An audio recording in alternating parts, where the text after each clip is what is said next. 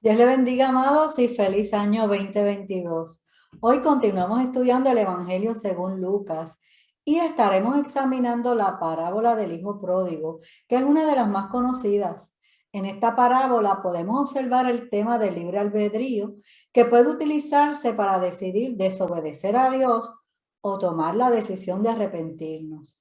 Al mismo tiempo podemos observar en esta parábola el amor de nuestro Padre Dios a pesar de la rebeldía y la responsabilidad de la comunidad de creyentes.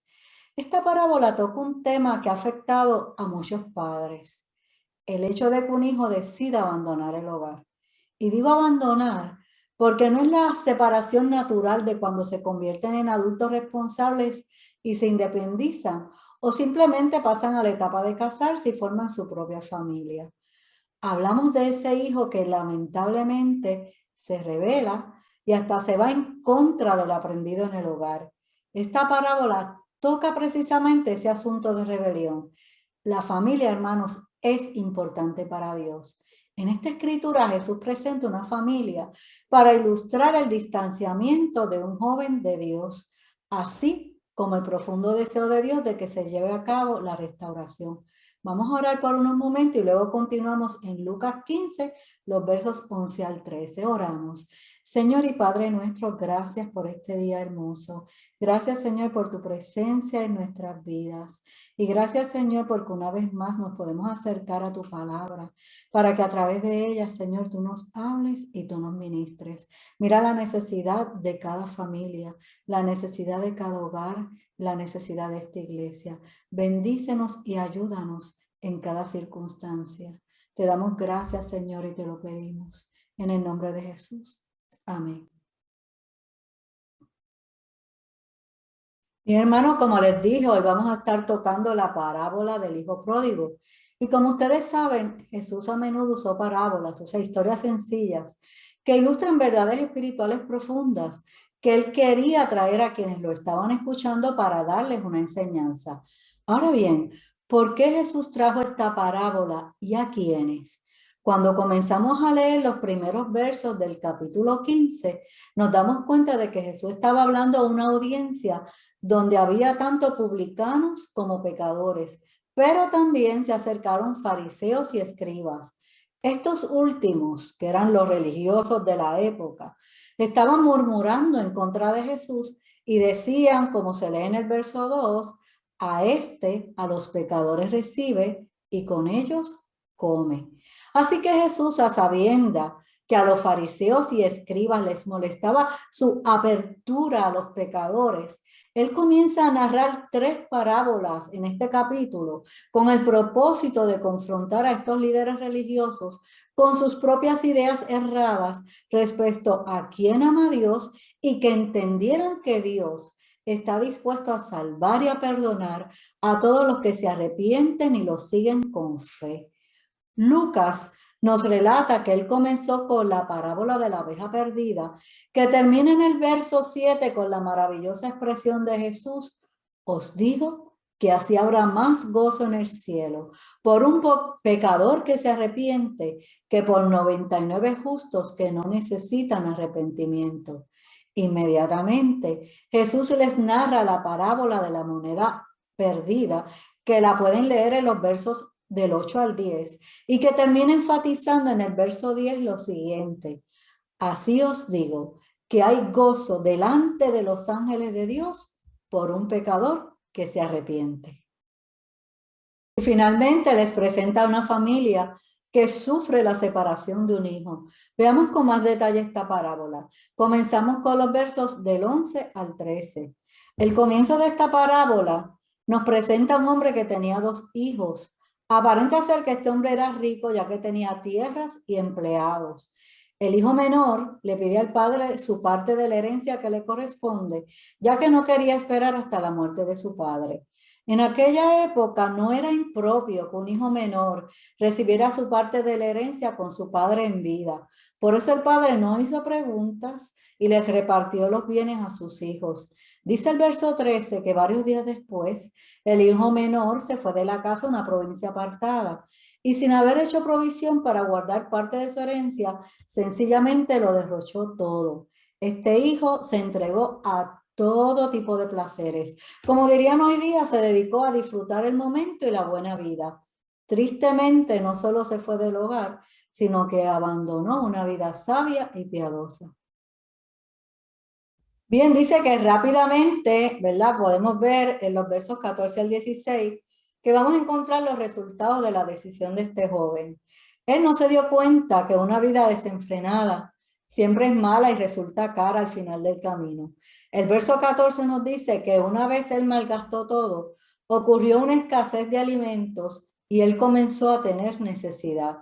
Este tipo de crisis alimentaria era común en aquellas regiones orientales y casi siempre se debían a un clima adverso o a una enfermedad de los cultivos. Desde el punto de vista real, este joven sufría su propia hambre emocional y espiritual. Un pródigo se define como una persona que despilfarra o gasta sin prudencia sus bienes. Este joven, como podemos ver, se dedicó a pasarla bien con sus amigos y al final se quedó sin nada. Y ahora no tenía ni dinero ni trabajo y lógicamente se quedó sin amigos. Fíjense en la relación que vemos en la expresión, todo lo hubo malgastado y vino una gran hambre. Este joven quiso pretender ser un adulto independiente, pero no estaba preparado.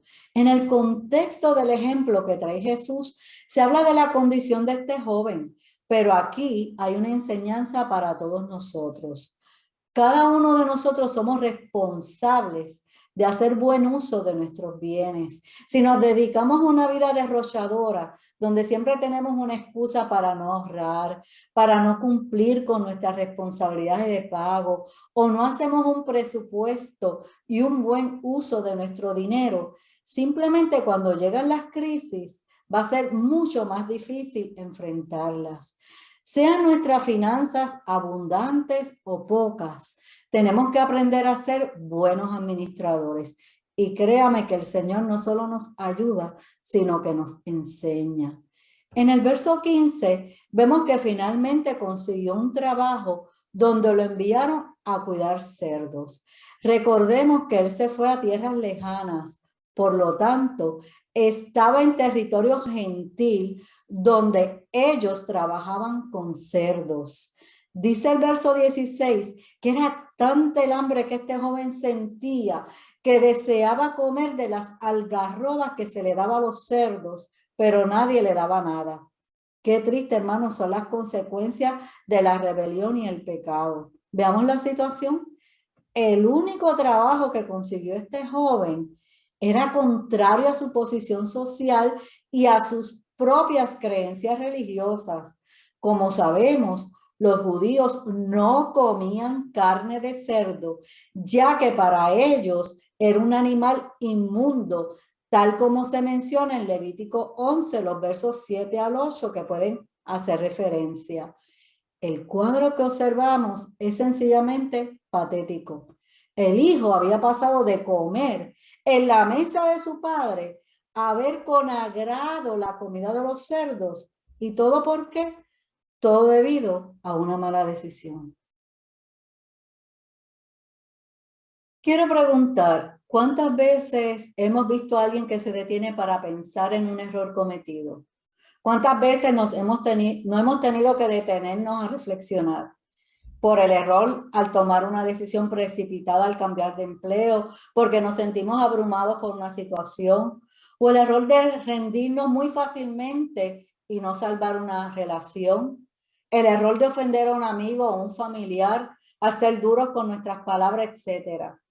En la vida, hermano, hay cosas que cuando nos detenemos y reflexionamos, nos damos cuenta de que ya no hay remedio ni marcha atrás, pero hay otras que podemos arreglar si estamos dispuestos a dejar a un lado el orgullo, a ser humildes y pedir perdón.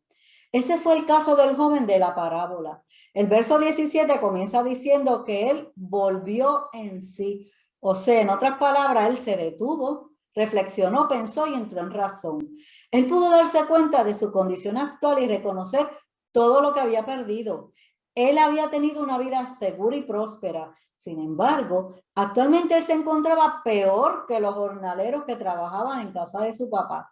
pudo recordar y valorar la bondad y generosidad de su padre, pudo ver todo con claridad y desde la perspectiva correcta, pudo reconocer su condición de pecado. Hay una realidad cuando se cede a la tentación. Nuestra mente se nubla y no pensamos juiciosamente. En el caso de este joven, él cedió a la tentación de escapar de su hogar para irse a aventurar fuera de los límites de la responsabilidad y de una vida recta. Su ambición y desenfreno lo llevaron a sufrir escasez. Escasez no solo material, sino escasez de amor, escasez de seguridad, escasez de salud y finalmente escasez de su propia familia. Por lo tanto, era el momento de tomar nuevas decisiones. En el verso 18 nos presenta 3 acciones. Las primeras 2 son: me levantaré e iré. Ahora él decidió de escoger el remedio correcto: levantarse y regresar a casa de su papá. Este joven, hermanos, estaba derrotado, derrumbado. Era hora de levantarse y salir de la condición física y espiritual en la que se encontraba. Tiene que regresar a casa de su padre, pero debe ser en una actitud opuesta a la que salió de su casa, porque él salió lleno de orgullo y arrogancia, pensando que se iba a comer el mundo, como decimos hoy día. Era hora de regresar en una actitud de humillación y arrepentimiento. Por eso la tercera acción tiene que ver con las palabras que debía decir a su padre. Él pensó decirle lo siguiente: Padre, he pecado contra el cielo y contra ti. Su reflexión lo llevó a darse cuenta de que él no había cumplido ni con los estándares de su papá, ni con los de Dios mismo. Él sabía que tenía que reconocer su pecado delante de su papá y delante de Dios. Es importante entender, y quiero aclararlo, que para que haya un verdadero arrepentimiento, es necesario reconocer nuestro pecado y tomar la decisión de no volver a pecar. El arrepentimiento, hermanos, es una decisión, no es solamente una emoción. Una persona que hoy comete X pecado y llora y hasta pide perdón a Dios, pero luego vuelve y repite el pecado y otra vez llora y pide perdón y vuelve y cae en el mismo ciclo. No solo no se ha arrepentido, sino que está jugando con fuego con Dios. Quiero darles un ejemplo de la vida diaria. El esposo que maltrata a su esposa y luego, para que lo perdone, le compra flores y chocolates. Qué lindo, ¿verdad? Ella lo perdona y él vuelve y la maltrata. Este hombre no se ha arrepentido porque vuelve y comete el mismo abuso. Mire, hermanos, todos fallamos. Como dice el mismo Pablo en 1 Corintios 10:12. Así que el que piensa estar firme, mire que no caiga. Podemos caer en cualquier momento, pero no podemos jugar con Dios. No podemos caer en esa cosa de que hoy peco y mañana me arrepiento y vuelvo y cometo el mismo error. Ay, es porque yo soy tan débil, pobrecito de mí. Tampoco podemos justificarnos ante el hecho de que Dios siempre está dispuesto a perdonarnos. Es que Dios me entiende, es que Dios sabe cómo yo soy. Él conoce mi corazón. Hermanos, el ser cristiano es algo muy serio. Nuestra relación con Dios es seria. Nosotros también tenemos que estar dispuestos a obedecer a Dios. Él está dispuesto a perdonarnos, pero nosotros tenemos que estar dispuestos a obedecerle. No podemos pasar la vida justificándonos sin reconocer un pecado y sin hacer nada para levantarnos y corregirnos. El verso 19 añade que él se dio cuenta de que es indigno de llevar el nombre de su padre. Él solamente puede confiar en el gran amor de su papá, quien puede tener misericordia de él. Por eso ahora estaba dispuesto a ser simplemente un jornalero, o sea, un empleado más de la casa. Recordemos que cuando el joven pidió la parte de su herencia, lo hizo con un sentido de mérito, o sea, él pensó y dijo, es mi derecho, yo lo quiero ahora. Pero cuando reconoció su pecado en esta etapa donde él se encontraba, esa conciencia de pecado lo llevó a darse cuenta de que ahora carecía de méritos. Solo le resta depender de la misericordia de su papá. Nosotros pedimos perdón a Dios porque reconocemos que no tenemos mérito alguno. Nosotros hemos sido salvados por la gracia de Dios, como nos recuerda Efesios 2:8, porque por gracia sois salvos por medio de la fe y no de vosotros, pues es don de Dios. En otras palabras, somos salvos aunque no lo merecemos. Y en Primera de Juan 1:9 dice, si confesamos nuestros pecados, Él es fiel y justo para perdonar nuestros pecados y limpiarnos de toda maldad. Recuerden la palabra clave aquí. Tenemos que confesar delante de Dios nuestro error, nuestro pecado, nuestra falta y mostrar un verdadero arrepentimiento. El verso 20 nos continúa diciendo que definitivamente el joven se levantó y se dirigió a casa de su padre. Dice el verso que todavía no estaba tan cerca de la casa cuando su padre lo vio a lo lejos y fue corriendo para abrazarlo y besarlo. El corazón de este padre se movió a misericordia. Esta fue precisamente la petición del hijo, que su papá tuviera misericordia de él. Anteriormente, cuando él pudo darse cuenta de su condición, el hijo pensó que conocía a su papá lo suficiente para tener la esperanza de que su padre se conmoviera y le diera la oportunidad de al menos ser como uno de sus jornaleros. Es cierto, el hijo lo conocía, pero no lo suficiente. Nosotros muchas veces decimos, conozco a Dios, pero ¿lo conocemos lo suficiente? Sigamos con la experiencia de esta familia. El verso 21 dice que aquellas palabras que él pensó decirle a su padre, ahora salían de su boca. Era una palabra de confesión de su pecado ante Dios y ante su papá. Era un acto de humillación necesario para recibir el perdón. No nos olvidemos que en esta parábola Jesús la está narrando para que los escribas y fariseos que estaban criticándolo porque él recibía a los pecadores y comía con ellos, aprendieran una lección. Ellos eran los religiosos de la época, los conocedores de la palabra revelada a Abraham y a Jacob. Sin embargo, Jesús tiene que señalar la hipocresía religiosa de ellos, que se contentaban con ignorar y rechazar a los pecadores, los cuales ellos consideraban inferiores a ellos. Con esta parábola, Jesús desea mostrarles que el amor de Dios, del Dios de Abraham y de Jacob, es un amor que recibe con los brazos abiertos a todos los que se arrepienten sin importar quiénes son. Esa misma enseñanza es para nosotros como padres y como iglesia. Sin importar el dolor que nuestros hijos o nuestros padres nos puedan causar al apartarse de Dios y de nosotros, tenemos que tener la esperanza de este padre de familia que no flaqueó en su fe. Por eso recibió a su tiempo respuesta a su oración. Como iglesia no podemos dejar de orar por aquellos hermanos que se han apartado. Aunque hagamos la llamada y no nos respondan, no nos rindamos. Esto es una pelea espiritual. Por lo tanto, seguimos cada día orando por ellos como lo que son nuestros hermanos en Cristo. Y si nos encontramos con ellos en algún lugar, sin importar cómo los veamos, vamos a saludarlos con un Dios te bendiga, qué bueno verte. Ellos siguen siendo ovejas, solo que se apartaron del redil. Y nosotros somos como ese buen pastor que sale a buscarlos. No olvidemos que Dios nos sorprende con su amor. Esa sorpresa fue la que se llevó el joven de esta parábola. Como dije anteriormente, él conocía a su padre, pero no lo suficiente. Los versos 22 al 24 resultan para este joven una sorpresa inesperada. Como vimos, el joven se había humillado y confesó su pecado delante de Dios y delante de su papá. Y antes de que él siguiera hablando, el papá le habló a sus criados y le pidió que hicieran 3 cosas para su hijo. Lo primero fue que él pidió que sacaran el mejor vestido para su hijo. Y aquí hay una gran enseñanza que debemos recordar.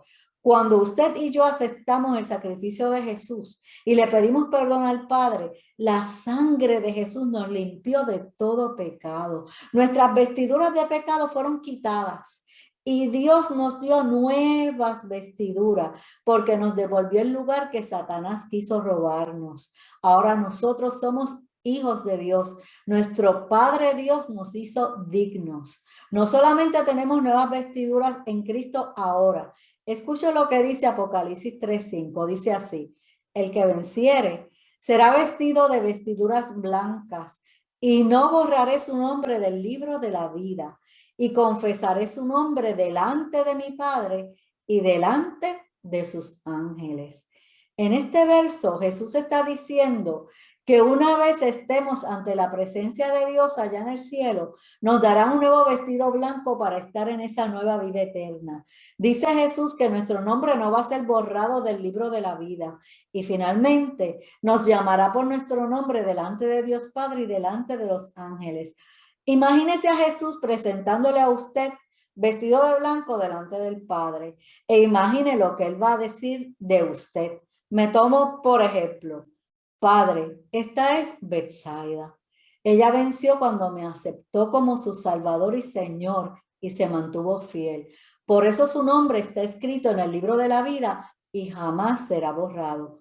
Padre, delante de tus ángeles, yo te presento a Betsaida porque ella me pertenece. Maravilloso, ¿verdad? Quita mi nombre y ponga el suyo y gócese en esa palabra. Lo segundo que el Padre pidió fue que se le pusiera un anillo a su hijo. En la antigüedad, poner un anillo era símbolo de honor y dignidad. En el contexto de esta parábola, representaba riqueza y autoridad familiar. Este hijo, que solo un padre amoroso podía reconocer a la distancia, aunque viniera en harapos y sucio, ahora ocuparía no el lugar de un jornalero, sino que el anillo representaba el lugar que nuevamente él ocuparía en su familia, el de hijo amado. Él recibió el favor de su papá. Qué gran sorpresa se llevó el hijo. Jamás había entendido el inmenso amor de su padre. Y qué sorpresa para los jornaleros, criados y vecinos.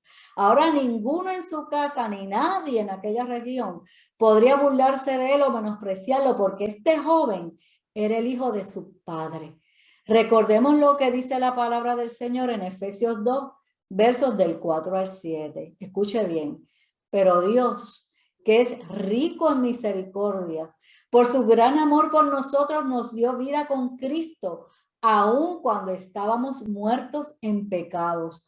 Por gracia ustedes han sido salvados, y en unión con Cristo Jesús, Dios nos resucitó y nos hizo sentar con Él en las regiones celestiales para mostrar en los tiempos venideros la incomparable riqueza de su gracia, que por su bondad derramó sobre nosotros en Cristo Jesús. Maravillosa palabra. Quiero preguntar: ¿conocemos a Dios lo suficiente para saber que Él siempre nos da más de lo que merecemos? ¿Lo conocemos lo suficiente como para saber que Él siempre nos va a sorprender?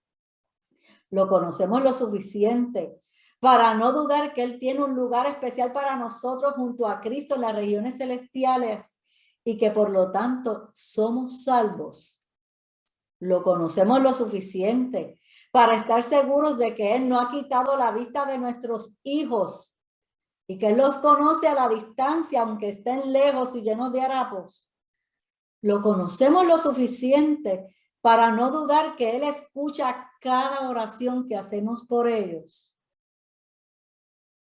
Por último, amados, el Padre pidió que pusieran calzado en los pies del Hijo. Si el hijo no llegó descalzo, por lo menos los zapatos de sus pies estaban maltrechos y no era lo que vestiría un hijo suyo. Él pidió que lo vistieran como el hijo de la casa. Ahora el atuendo estaría completo. En el verso 23 vemos que el padre decide hacer una gran fiesta. El papá ordenó que mataran al becerro engordado para la fiesta. Este era un animal que siempre estaba listo para ocasiones especiales. En el verso 24 el papá presenta el motivo para la celebración. Lee como sigue: porque este mi hijo muerto era y ha revivido, se había perdido y es hallado. Y comenzaron a regocijarse. El padre expresa que su hijo había muerto moralmente y quién sabe cuánto tiempo pasó hasta temer que realmente estuviera muerto físicamente. El hijo que estaba perdido es hallado. La palabra hallado implica una búsqueda de parte del padre. Esta palabra hallado, como la palabra perdido, conecta esta parábola con las dos parábolas que Jesús narra anteriormente, o sea, la parábola de la oveja perdida y la moneda perdida. Pero en esta parábola es diferente, porque el padre no salió físicamente a buscar a su hijo.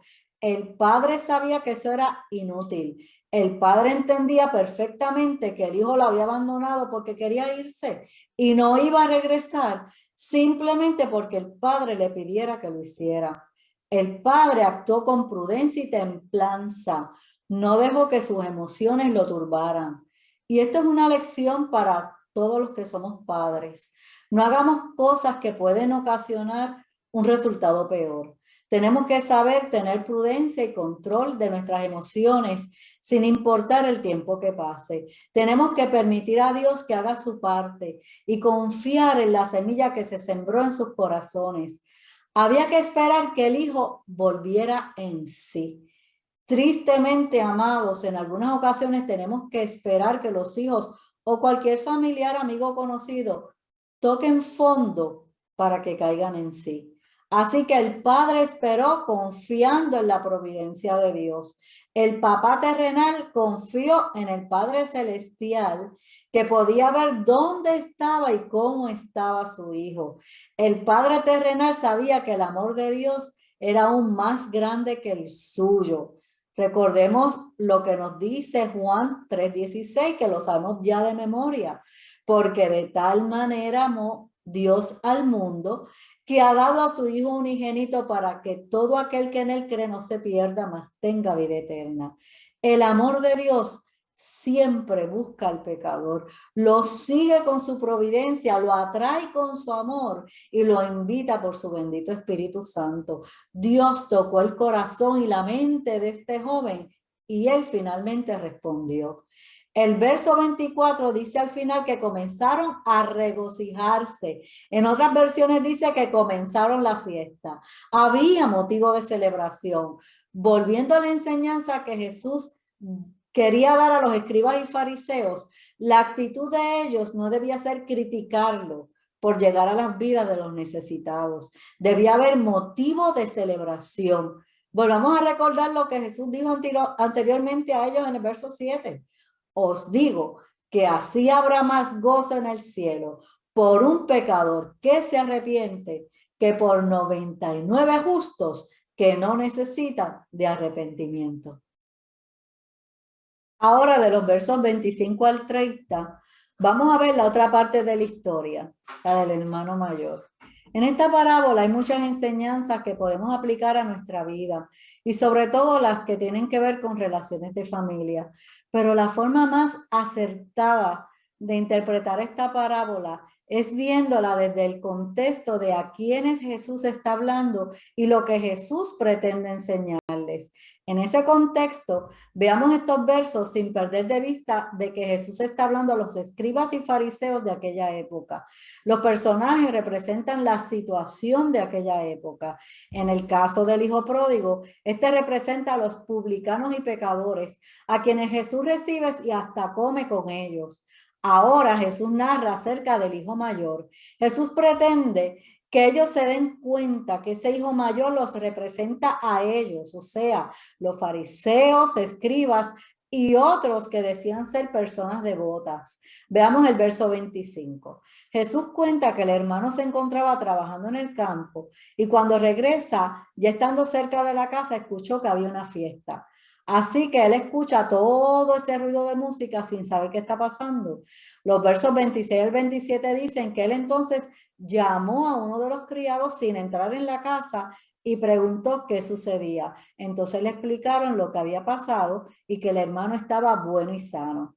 El verso 28 nos presenta una reacción inesperada, porque el hermano, en vez de entrar rápidamente para ver a su hermano, se enojó y no quiso entrar. Me imagino que el papá estuvo pendiente de la llegada de este otro hijo posiblemente deseoso de que ambos hermanos se encontraran. Sin embargo, se dio cuenta de lo que estaba pasando o se lo informó a alguno de los criados y el padre salió de la casa para hablar con el hermano y pedirle que entrara. Fíjense en que en el verso 20, el padre había salido de la casa y pudo ver y recibir a su hijo pródigo. Ahora en el verso 28 tiene que salir ante la situación del otro hijo enojado y con una actitud obstinada de no querer participar de la fiesta para celebrar que su hermano estaba vivo y que estaba bien. Observemos que el papá les ruega que entre y participe. El verso 29 nos dice que el hijo hace un reproche al papá. Le dice que por muchos años él ha estado con él sirviéndole, que él no se fue, que ha obedecido como todo buen hijo. Sin embargo, se siente frustrado al ver que su papá nunca le ha dado ni un cabrito para celebrar con sus amigos. En el verso 30 continúa su reproche y le dice, cuando vino tu hijo, que gastó los bienes del padre con rameras, no solamente los recibes, sino que matas para él el becerro más gordo. Como les dije, el hijo mayor representa a los religiosos de la época y ellos, en su propia opinión, eran los que nunca se habían descarriado, los que habían permanecido fieles a Jehová. Al igual que el hijo mayor de esta parábola, los religiosos de la época tenían una actitud legalista que demandaba castigo y no había cabida a la misericordia. Pensaban ellos, ¿cómo puede Jesús compartir y comer con los pecadores? ¿Cómo puede tratar bien a esa gente cuando ellos son los que merecen los elogios porque son los fieles al Dios de Jacob? Jesús actúa sin interés en la verdadera justicia, era la reflexión de ellos. Tanto el hijo mayor de esta historia como los religiosos de la época muestran autojusticia y egoísmo. El hijo mayor no mostró amor fraternal por su hermano. Habló de su hermano como, este es tu hijo, no como mi hermano. Notemos algo que su hermano no sabía o no consideró. Cuando el hermano pródigo llegó, confesó sus malas acciones. No llegó en una actitud irresponsable ni irrespetuosa diciendo, viejo, gasté todo y no me va muy bien, pero acuérdate que yo soy tu hijo, chico, tírame la toalla. Esa no fue la actitud. Yo creo que algunos y algunos de ustedes van a coincidir conmigo en que si el hijo pródigo hubiera regresado en una actitud descarada, el papá no hubiera hecho ninguna fiesta si no hubiera tenido una conversación muy seria antes de considerar cualquier otra decisión. Sin embargo, mientras que el padre recibió la alegría de escuchar a un hijo arrepentido, por otro lado, recibe la desagradable sorpresa de descubrir los sentimientos llenos de enojo de su hijo mayor, que le reprocha que nunca fue recompensado aunque fuera con algo insignificante y que no puede comprender cómo puede premiar con todos los honores al hijo desobediente. De esa manera, los religiosos de la época no podían entender el perdón y la aceptación de Dios de acuerdo con la actuación de Jesús de gente alejada del plan de Dios. Bueno, ya en el verso 31, el padre le contesta al hijo que él siempre ha estado con él. En otras palabras, el padre está consciente de que su hijo siempre ha estado ahí y el padre añade que por lo tanto todas las cosas también son de él. Por otro lado, recordemos que el padre también le dio la herencia que le tocaba a él cuando su hermano menor pidió la suya. Según la ley, y lo pueden leer en Deuteronomio 21, 15 al 17, el hijo primogénito recibía siempre una doble porción de la herencia del padre. Miren el egoísmo y la falta de amor de este hermano, que sabiendo que él estaba disfrutando de la herencia recibida, que era el doble de la de su hermano menor, y además todo lo que el padre tenía, él podía usarlo, se enojó con su padre y le faltó respeto juzgándolo y haciéndole reproches. Él no tiene derecho a reprochar al papá, ni decirle qué tiene que hacer con sus bienes, y menos cuando todo está a su disposición cada día. Si no ha habido fiesta, es porque el hijo no ha querido hacer ninguna, no ha aprendido a echar mano y disfrutar de lo que tiene. En la respuesta del Padre, en el verso 31, Jesús presentó una enseñanza para los religiosos de aquella época y también para nosotros como hijos de Dios. Si Dios tomó como pueblo a Israel y ellos podían disfrutar de la presencia del Dios de Abraham y tenían el privilegio de conocer las Escrituras, ¿cuál era su queja?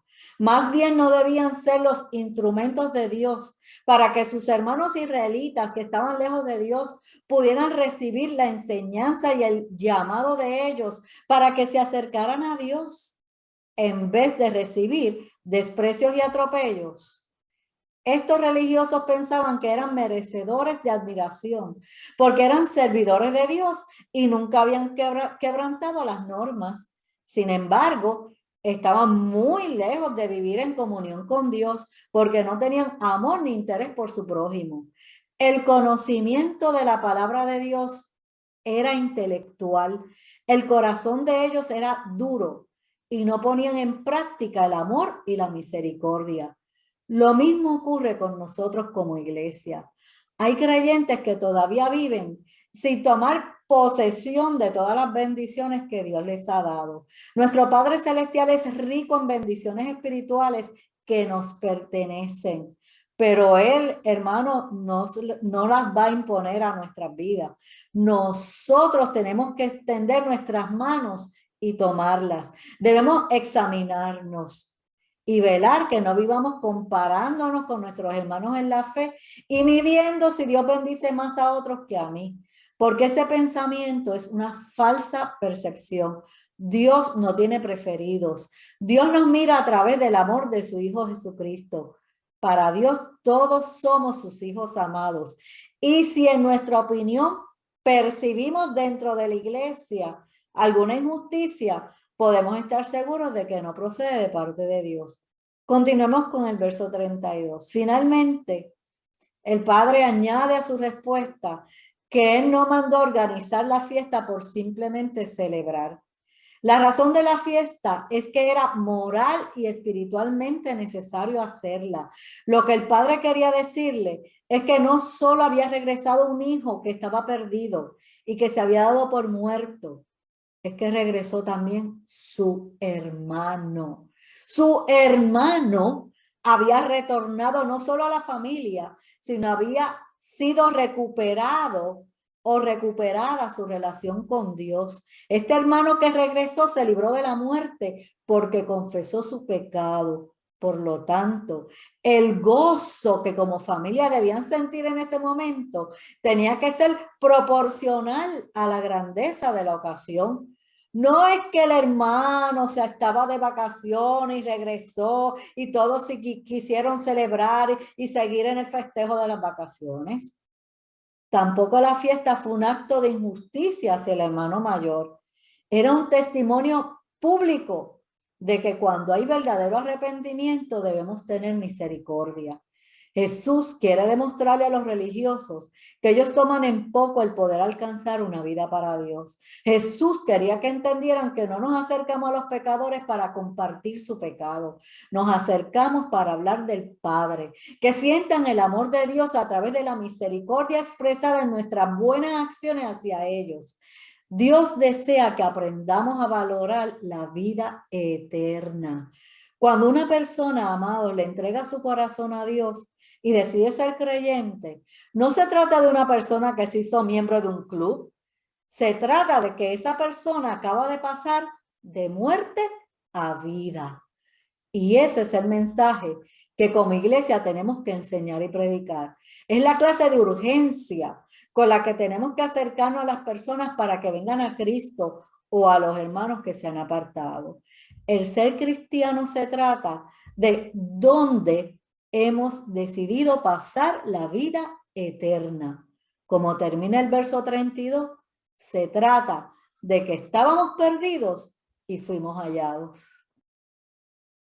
¿Qué no debemos olvidar de esta clase, amados?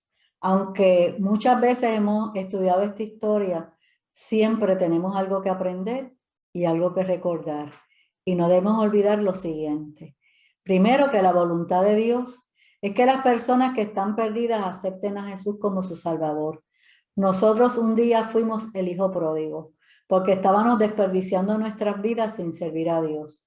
Un día escuchamos a alguien que nos habló de Jesús o nos invitó a la iglesia, y cuando dimos ese paso de fe, hubo fiesta en el cielo, y entonces pudimos conocer el gran amor del Padre. Segundo, que como el hijo pródigo, si nos equivocamos y nos alejamos en algún momento dado, comprendamos que el Padre está dispuesto a perdonarnos y restaurar nuevamente nuestras vidas. También que oremos y esperemos en fe como el Padre de la parábola, creyendo que Dios no pierde la vista a los nuestros. Además, que aprendamos a valorar el gran amor de Dios por nosotros y que jamás juzguemos el amor de Dios pensando que Él favorece más a unos que a otros. Eso es una mentira, hermanos, que hay que desechar. Además, que demostremos una alegría sincera a cada nuevo creyente que llega a Cristo y se convierte en nuestro hermano y parte de la familia de la fe. Y por último, que cuando en el camino nos encontremos con nuestro hermano pródigo, lo saludemos, le abracemos, para que pueda sentir el amor de su Padre Dios a través de nosotros, y que siempre sigamos orando por ellos. Gracias, Dios les bendiga y hasta la próxima.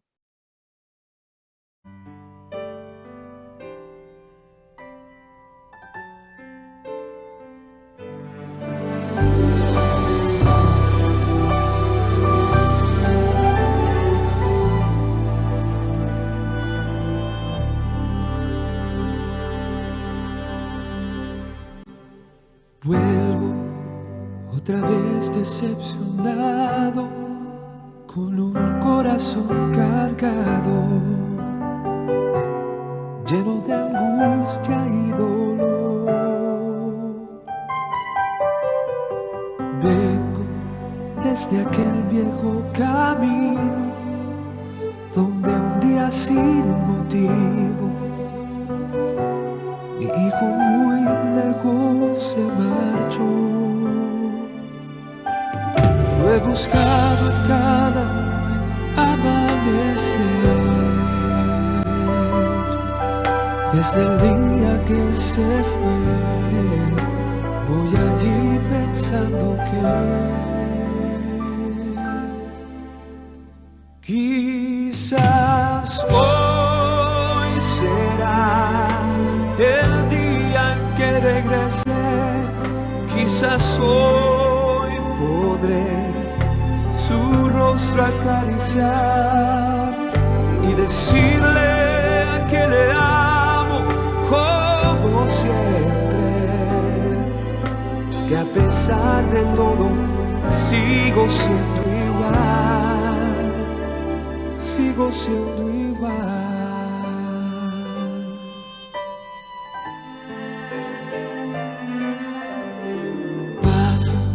Lentamente tantos días y no veo todavía su rostro acercándose hacia mí. Yo pienso que quizás habrá olvidado que es aún mi hijo amado, que mi amor por él no tiene fin. Es por eso que al amanecer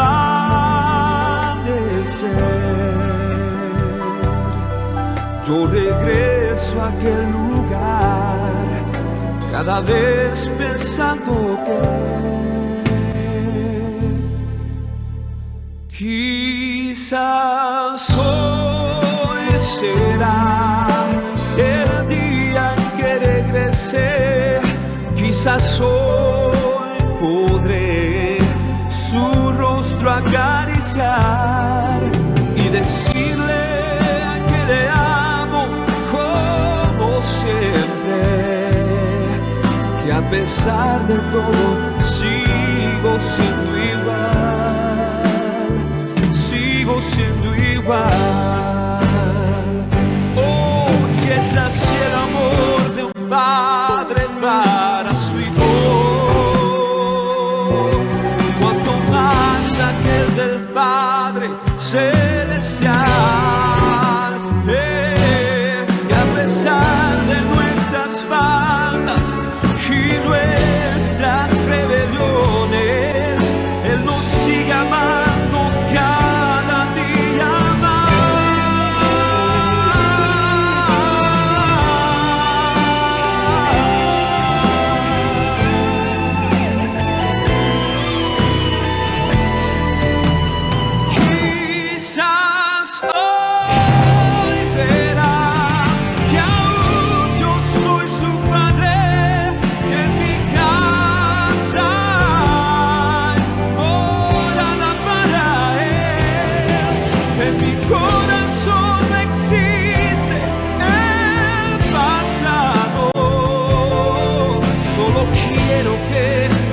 regrese otra vez.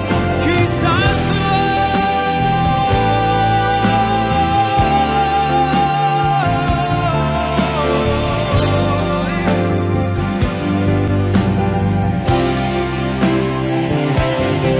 en mi corazón no existe el pasado. Solo quiero que regreses.